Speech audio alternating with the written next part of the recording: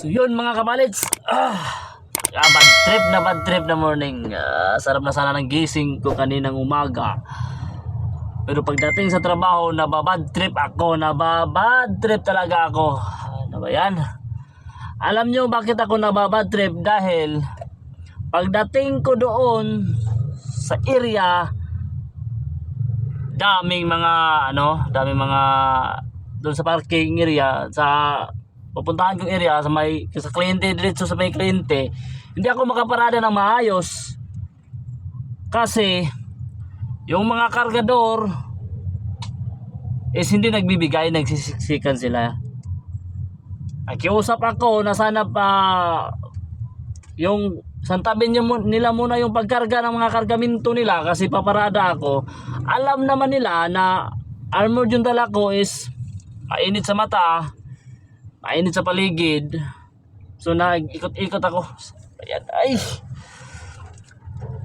Ako po ay nakakaintindi sa inyo kasi pareho lang naman tayo pobre. Pareho lang tayo nagtatrabaho.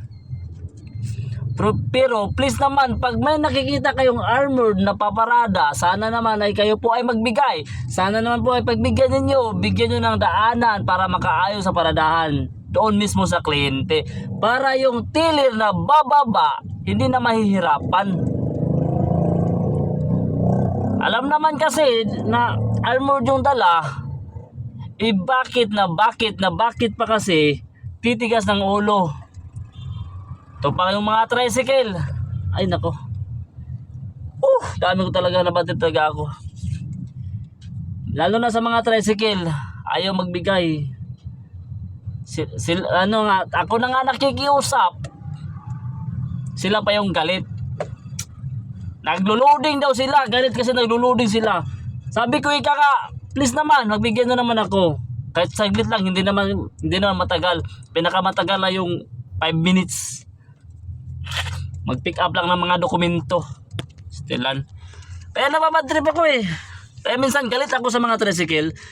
Nakakaintindi po ako kasi kumbaga nagtatrabaho sila para sa pamilya nila. Kahit ako din, nagtatrabaho ako para sa pamilya namin.